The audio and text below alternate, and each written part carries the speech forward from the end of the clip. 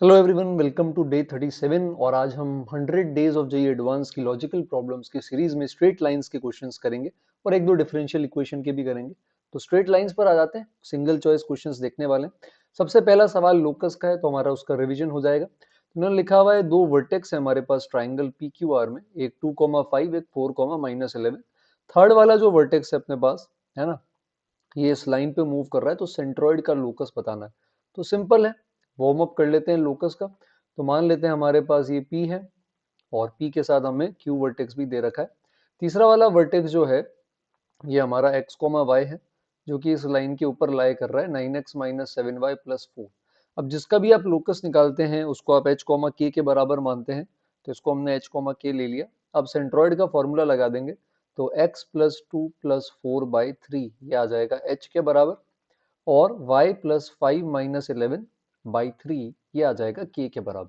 तो यहाँ से आप x और y निकाल सकते हैं ना। x की वैल्यू यहाँ से क्या आ जाएगी आपके पास 3h-6, और y की वैल्यू अगर आप यहाँ से निकालेंगे तो ये आ जाएगी आपके पास 3k+6।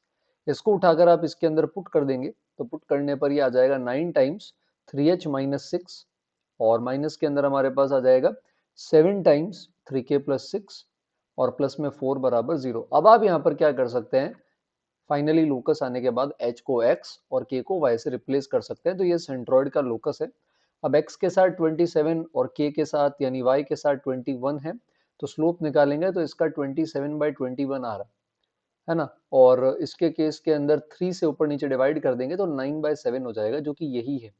तो ये जो आपके पास n से लाइन जा रही थी ये इसी के वापस पैरेलल आ गई। तो लोकस के क्वेश्चंस पूछे जाते हैं मेंस के अंदर भी, और हो सकता है एडवांस में भी पूछे जाएं। 58th लॉजिकल सवाल है। तो 3 डिग्री की एक इक्वेशन है एक्स और वाई में, बोल रहा है ये 3 डिस्टिंक्ट स्ट्रेट लाइंस को रिप्रेजेंट कर रहा है। अब जैसे बेटा आप सभी ने pair of lines passing through origin पढ़ा होगा, इसी तरह यहाँ पर पेयर से आगे भी जा सकते हैं। मतलब जरूरी नहीं है ना यार 2 ही लाइन ले, 3 भी ले सकते हैं। तो अपन क्या करेंगे, पूरे को एक्स क्यूब से डिवाइड कर दो, तो वाई बाय एक्स में क्यूबिक आ जाएगी। और उस क्यूबिक की खास बात ये होगी कि वाई बाय एक्स आपको स्लोप दे देगा 3 अलग अलग लाइंस का, जिस केस के अंदर जो 3 डिस्टिंक्ट लाइंस बोली जो ओरिजिन से पास कर रही है, क्योंकि 0,0 इसको सेटिस्फाई कर रहा है। तो यहाँ पर आप देखेंगे तो b के साथ Y cube by X cube आ जाएगा, तो इसको लिख देते हैं वाई बाय एक्स का होल क्यूब। फिर इसको जब डिवाइड करेंगे आप एक्स क्यूब से, तो एक एक्स जाएगा, तो d के साथ आ जाएगा आपके पास वाई बाय एक्स का होल स्क्वायर। फिर इसको डिवाइड करेंगे तो c के साथ वाई बाय एक्स आ जाएगा, और साथ में लास्ट में जब आप देखेंगे ए एक्स क्यूब को डिवाइड करेंगे तो a आ जाएगा बराबर 0। और y बाय एक्स को आप यहाँ पर अगर m अज्यूम कर लें, तो ये आपके पास m में आपको एक क्यूबिक दे देगा, जैसे bm क्यूब प्लस के अंदर आपके पास आ जाएगा dm स्क्वायर प्लस के अंदर cm प्लस a, और इसके 3 रूट्स होंगे m1 m2 m3, है ना। और खास बात ये कि बोल रहा है कि जो तीनों लाइंस है, ये तीनों लाइंस एक दूसरे के बीच का एंगल बाइसेक्ट करती है। मतलब जैसे मान लो ये लाइन है, तो तीसरी लाइन भी जो होगी वो इसका एंगल बाइसेक्ट करेगी, ऐसा। अब ये जो तीसरी लाइन और ये दूसरी लाइन है, ये पहली वाले का भी एंगल बाइसेक्ट करेगी, और फिर ये दूसरी लाइन पहली और तीसरे वाले का भी एंगल बाइसेक्ट करेगी। तो अब ये तो बेटा सिर्फ तभी पॉसिबल हो सकता है जब तीनों लाइंस जो आप देख रहे हो, है ना, अगर इसको अपन सही से बनाए तो ये तभी पॉसिबल है जब तीनों लाइंस एक दूसरे से बराबर बराबर एंगल पे है, तभी ये कोई भी लाइन बाकी दो का एंगल बाइसेक्टर का काम कर सकता है। तो इसके केस के अंदर ये जो जितने भी एंगल्स आप देख रहे हैं, मान लो ये L1 है, ये L2 है, ये L3 है, तो ये सारे के सारे क्या हो जाएंगे आपके पास 60 60 60 60 60 60, यानी कोई भी दो लाइन के बीच में जो एंगल होगा एक्यूट वो 60 और ऑब्ट्यूज वाला हो जाएगा 120। तो यहाँ पर अब अपन यहाँ स्लोप की यहाँ पर बात करने वाले हैं। तो स्लोप के लिए आप जैसे यहाँ पर क्या करेंगे, क्यूबिक बना सकते हैं, like m1 plus m2 plus m3। ये किसके बराबर आ जाएगा आपके पास, माइनस का d बाई बी के बराबर, है ना। और उसके बाद m1 m2, फिर आप लेंगे m2 m3, और फिर आप लेंगे m3 m1, है ना। ये किसके बराबर आ जाएगा आपके पास, c बाई a के बराबर। इसी तरह अगर आप प्रोडक्ट ऑफ ऑल 3 स्लोप्स लेंगे m1 m2 m3, तो ये बराबर आ जाएगा माइनस का a बाई बी। तो अब हम इसे यूज कैसे करें, हम tan थीटा वाला फॉर्मूला लगा सकते हैं। लाइक हम लिख सकते हैं कि भाई m1 minus m2 upon 1 plus m1 m2, है ना, ये बराबर आ जाएगा इसके केस के अंदर प्लस माइनस √3 हो सकता है। तो मैं अभी m1 m2 m3 को असेंडिंग ऑर्डर में मान लेता हूँ, तो इसके केस में मैं अभी √3 लिख रहा हूँ। प्लस माइनस हो सकता है, मैं फिलहाल m1 greater than m2 greater than m3 मान रहा हूँ, अदरवाइज आप उल्टा भी कर सकते हैं। तो ये सारे मैं 60 वाले ही केसेस ले रहा हूँ यहाँ पे, है ना। फिर नेक्स्ट अगर आप देखेंगे तो m2 minus m3 upon 1 plus m2 m3, ये भी आपका लिख देंगे आप किसके बराबर, √3 के बराबर। अब m1 और m3 नेगेटिव होंगे, तो इसलिए वहां पर मैं m1 माइनस m3 की जगह m3 माइनस m1 ले लेता हूँ, और यहाँ पे 1 प्लस m1 m3, ये भी किसके बराबर आ जाएगा अपने पास, √3। तो अपन यहाँ पे क्या कर लेंगे बेटा, सबको उधर मल्टीप्लाई करके ऐड कर देंगे। तो ऐड करोगे तो m1 minus m2, m2 minus m3, m3 minus m1, ये सब ऐड होके आ जाएंगे 0। राइट साइड में √3 कॉमन आ जाएगा, 1 प्लस 1 प्लस 1 होता है 3, और साथ में आपके पास बच जाएगा m1 m2 m2 m3 m3 m1 वाला सम। अच्छा, यहाँ मैंने c बाई ए लिख दिया, सॉरी, ये c बाई बी है।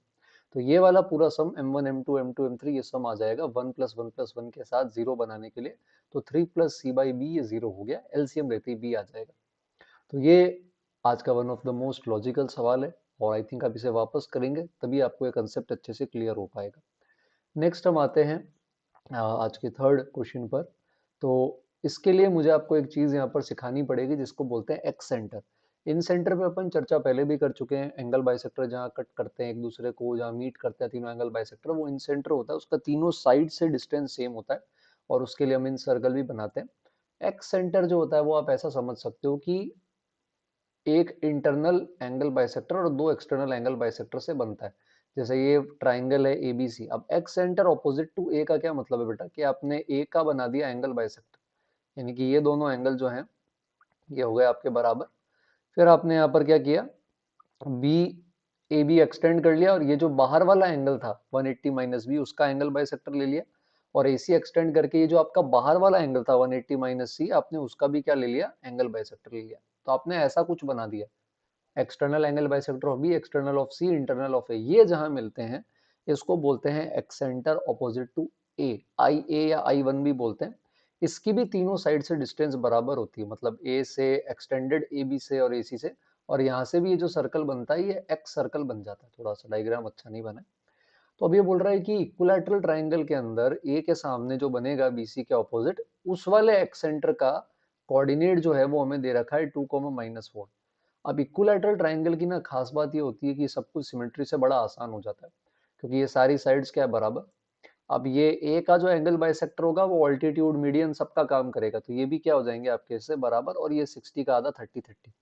अब मजेदार बात क्या होगी कि आप जब यहाँ एंगल बाइसेक्टर बनाओगे, या मजेदार बात यह है कि जब आप यहाँ एंगल बाइसेक्टर बनाओगे तो क्या होगा कि ये 60 के बार 120 होता है लीनियर पेयर से, तो उस 120 के बराबर टुकड़े हो गए 60 60, यहाँ भी 120 के बराबर टुकड़े हो गए 60 60। तो मजेदार बात ये हुई है कि जैसे ऊपर वाला ट्राइंगल इक्विलैटरल है, नीचे भी सेम इक्विलैटरल ट्राइंगल बन जाएगा, और क्योंकि एक साइड यहाँ पे कॉमन है तो ये दोनों कॉन्ग्रुएंट हो गए। मतलब बेसिकली जो ऊपर वाला एबीसी इक्विलैटरल ट्राइंगल है और नीचे इन सेंटर से जो I1BC इक्विलैटरल ट्राइंगल बन रहा है, ये एक दूसरे की मिरर इमेज ही है। तो आपको अगर इस एक्स सेंटर से ए निकालना है तो आप सिंपली क्या कर सकते हैं कि ये जो 2, -4 आपके एक्स सेंटर का कोऑर्डिनेट है, आप x plus y minus two बराबर 0 इस साइड के अंदर इसकी इमेज ले लेंगे I1 की, तो सामने वाला वर्टेक्स मिल जाएगा। अच्छा, ये सिर्फ कहाँ वैलिड होगा, इक्विलैटरल में, क्योंकि ये कॉन्ग्रुएंट ट्राइंगल बनाकर हम प्रूव कर सकते हैं। और ये 90 डिग्री भी है तो यहाँ से भी आपके पास आ जाता है कि भाई मिरर इमेज ही है। तो अब आपको क्या करना है, स्टेप के अंदर सिर्फ 2, 4 की मिरर इमेज लेनी है x plus y minus two में, वहां से आपके पास ए अल्फा बीटा आ जाएगा। आंसर आप मुझे बता सकते हैं कमेंट्स में।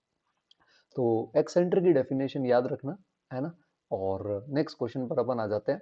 तो ये भी अच्छा लॉजिकल सवाल है। तो इन्होंने बोला कि ये तीन लाइन मिलाकर क्या कर रहे हैं, एक ट्राइंगल बना रहे हैं, उसके सरकम सेंटर का लोकस बताएंगे, और एल और एम इसको सेटिस्फाई कर रहे हैं। तो बेटा कभी अगर ऐसा दिखता है आपको ए स्क्वायर प्लस बी स्क्वायर बराबर 1, जहाँ दोनों वेरिएबल है, तो दो वेरिएबल में डील मत किया करो। एक वेरिएबल कैसे बनाएंगे, उसके लिए आप याद करो कि cos square theta plus sine square theta is always 1। तो आप एल और एम को cos थीटा साइन थीटा या साइन थीटा cos थीटा ले सकते हो, जो भी आपको सही लगेगा। और स्पेसिफिकली इस केस में क्योंकि आपको लोकस निकालना है तो थीटा एलिमिनेट करना आसान रहेगा। तो एल और एम को अगर आप cos थीटा साइन थीटा लेंगे तो तीन साइड्स हो गई ट्राइंगल की। और मजेदार बात पता है क्या है, ये दोनों परपेंडिकुलर है, ओरिजिन से पास हो रही है दोनों। और क्यों परपेंडिकुलर है, क्यों इस बात पे अपन इतना एम्फोसाइज कर रहे हैं, तो रीजन ये है कि राइट एंगल ट्राइंगल के अंदर जो सरकम सेंटर होता है वो हाइपोटेनस का मिड पॉइंट होता है।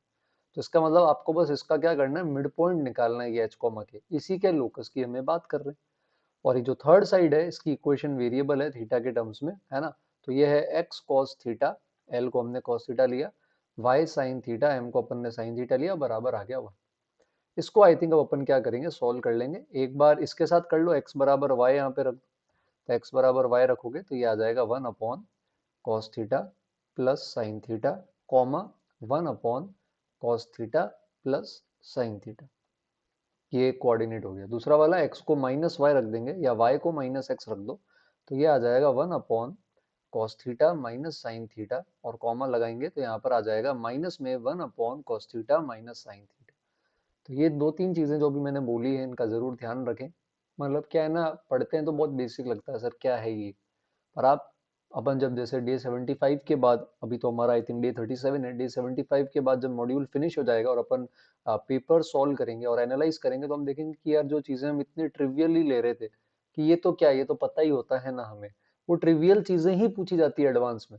बस वही है कि क्या आप एग्जाम में से अप्लाई कर सकते हो, क्या वहां पर आप यही चीज सोच सकते हो, ये चैलेंज है ना। तो डिफिकल्ट नहीं है एज लॉन्ग एज आप प्रैक्टिस कर रहे हो। तो यहाँ पे मिड पॉइंट निकालो, तो एच क्या आ जाएगा आपके पास, 1 upon cos minus sine, 1 upon cos plus sine को आप ऐड करोगे, आई थिंक ऊपर 2 कॉस थीटा आएगा, नीचे cos square minus sine square आ जाएगा, और फिर आप आधा कर दोगे। तो ये कैलकुलेशन तो आपको करनी है ना, वो तो आप कर सकते हो। तो ये आ जाएगा cos square theta minus sine square theta, फिर आप इन दोनों को भी ऐड करोगे, 1 अपॉन साइन प्लस कॉस और 1 अपॉन साइन माइनस कॉस, तो ऊपर आई थिंक साइन थीटा आ जाएगा, और माइनस का ले लो अगर आपको वैसे चाहिए तो, और नीचे cos square minus sine square.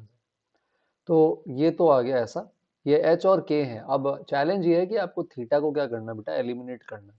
तो थीटा एलिमिनेट कैसे करेंगे, यही वो बात है जो आपको सोचनी है। हाँ, ऑप्शन से आप हिंट ले सकते हो, जैसे x square minus y square का क्या करें, या एक्स स्क्वायर प्लस वाई, आप ऐड करके देख भी सकते हो, ऐसा कोई खतरनाक नहीं है। डिनोमिनेटर से मान लो आपको कहा कि भाई सर एच स्क्वायर प्लस के स्क्वायर ऐड कर दें तो क्या होगा, कुछ नहीं होगा। ऊपर cos square plus sine square हो गया 1, नीचे कॉस 2 थीटा है तो नीचे आ गया cos square 2 theta. Theta eliminate तो नहीं हुआ पर कोई रिलेशन मिल गया। अब आपने कहा सर सब्ट्रैक्ट कर दे तो क्या होगा, तो सब्ट्रैक्ट कर लो यार, एच स्क्वायर माइनस के स्क्वायर करोगे तो ऊपर ऊपर भी क्या होगा, cos square minus sine square cos 2 theta, और नीचे भी क्या आ जाएगा आपके पास, कॉस स्क्वायर 2 थीटा। तो अब आप यहाँ से देख सकते हो कि अच्छा, ऑप्शन से हिंट लेके भी क्वेश्चन कर सकते हैं। तो आपके पास यहाँ से क्या हो गया, 1 अपॉन कॉस 2 थीटा की वैल्यू आ गई, और ये 1 अपॉन कॉस 2 थीटा का ही होल स्क्वायर है।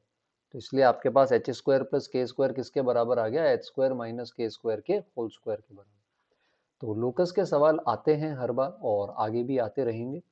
और नेक्स्ट सवाल एंगल बाइसेक्टर की प्रॉपर्टी पर बेस्ड है, तो ये इंटरेस्टिंग है, थोड़ा सा अटेंशन पे करना। यहाँ पर एक कोऑर्डिनेट मिसिंग है, ये 4 है, ये मैं पहले लिख देता हूँ ताकि आप पॉज करके अगर खुद से ट्राई करते हो तो आप इसको अच्छे से कर सको।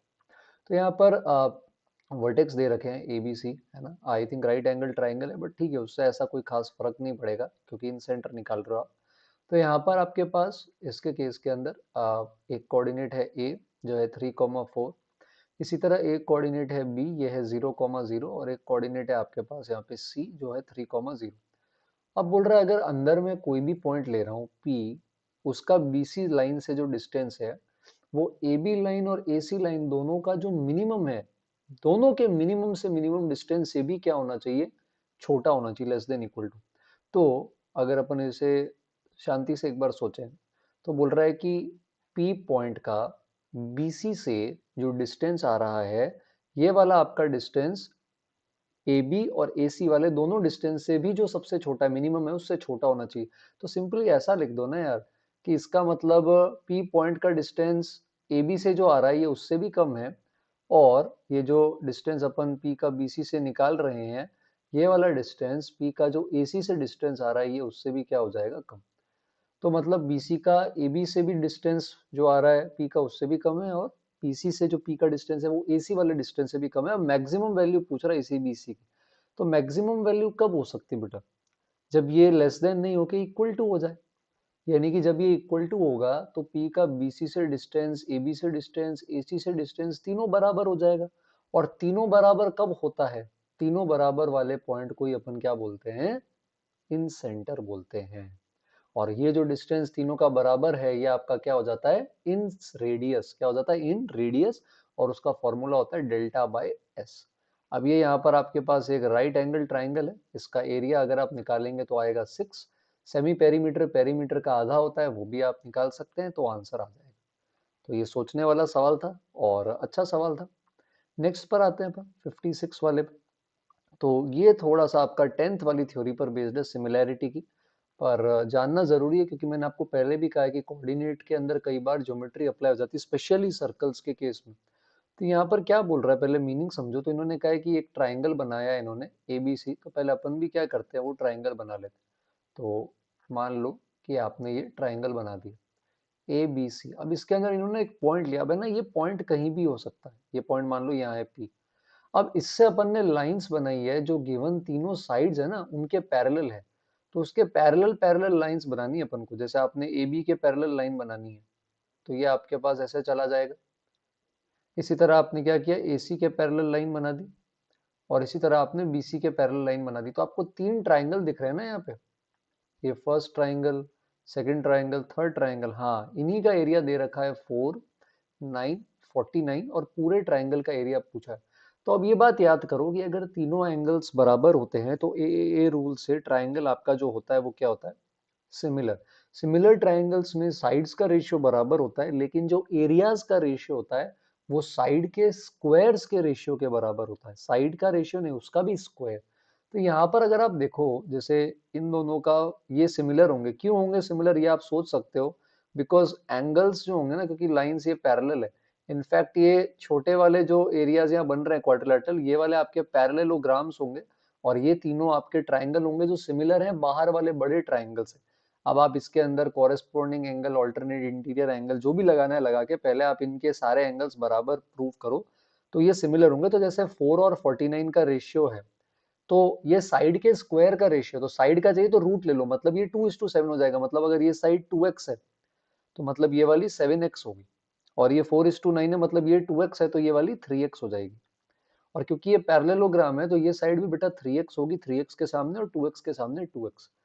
तो अब अगर आपको पूरी बड़े ट्राइंगल ABC का चाहिए, तो जैसे इसकी जो लेंथ आ रही है ना, ये 12x आ रही है। तो अगर आप इस 4 वाले से कंपेयर करोगे तो 2x अपॉन 12x, ये छोटे ट्राइंगल बड़ी ट्राइंगल की साइड के स्क्वायर का रेशियो है।